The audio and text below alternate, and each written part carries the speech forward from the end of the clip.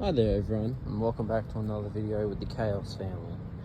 Today we've wired up some of the negatives and some of the positives for the dual battery charging system in the back of the car and the lights on the roof of the car.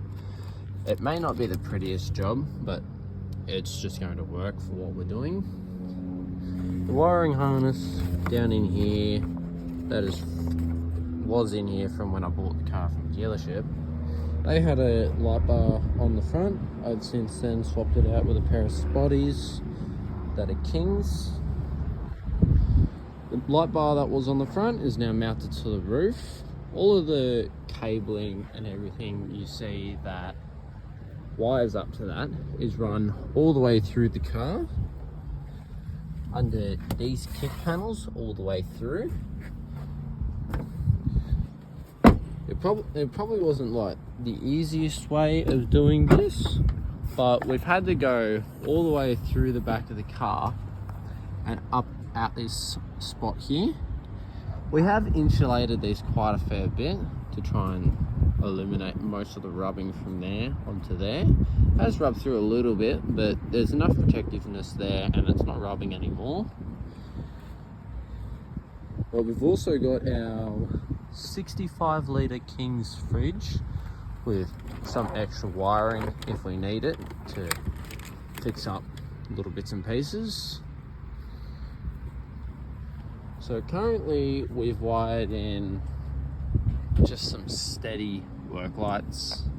There will be another one going here somewhere, but still got to figure that one out.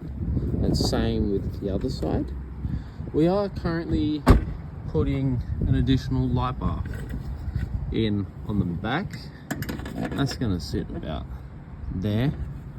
And then once I get that mounted, the wire that is right here will be going into that plug with the spare wire you just would have seen.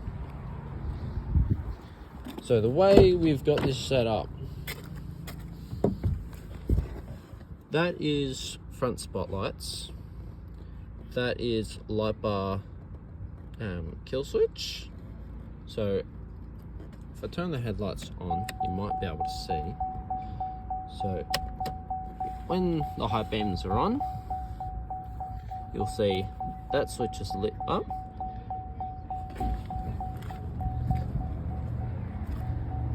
As you can see, that is on. Spotlights are on.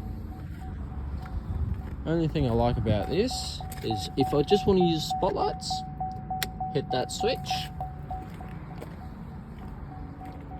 and that is now off, and the spotlights remain on. Now if I wanted all of them off and just the high beams of the car, I'd flick that switch, but most of the time we drive at night without the van, we just leave all of it on, so that way we can see everything that's coming at us. We've also gone ahead and thrown a EVC throttle controller to eliminate most of the boost lag that this car has.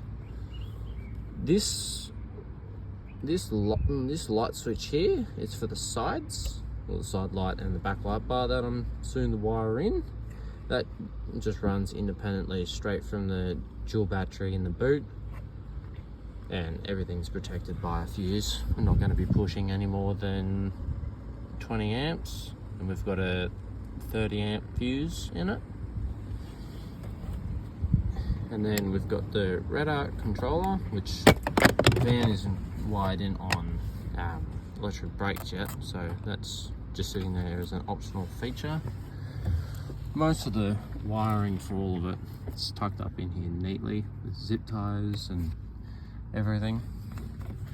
It's not the cleanest job, but it just does what we need it to at this point in time.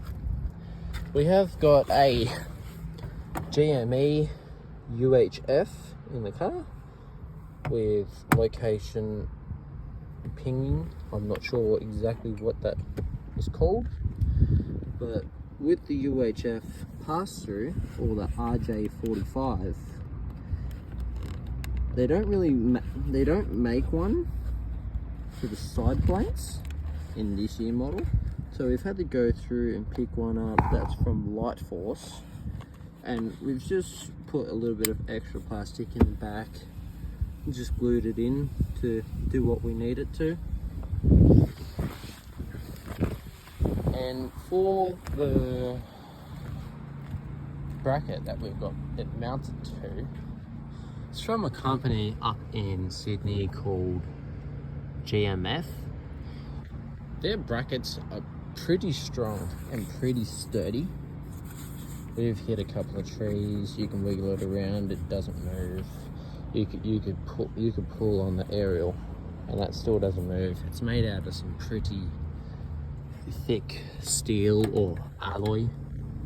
Not sure really how well you can see how thick that is, but that's probably at least 5mm thick. They do send out new additional bolts for it to go onto, so you eliminate the original hood bolts and they do send out 2 supplied bolts for the install. I do recommend them, they are really good. Stay tuned for the rest of the upload.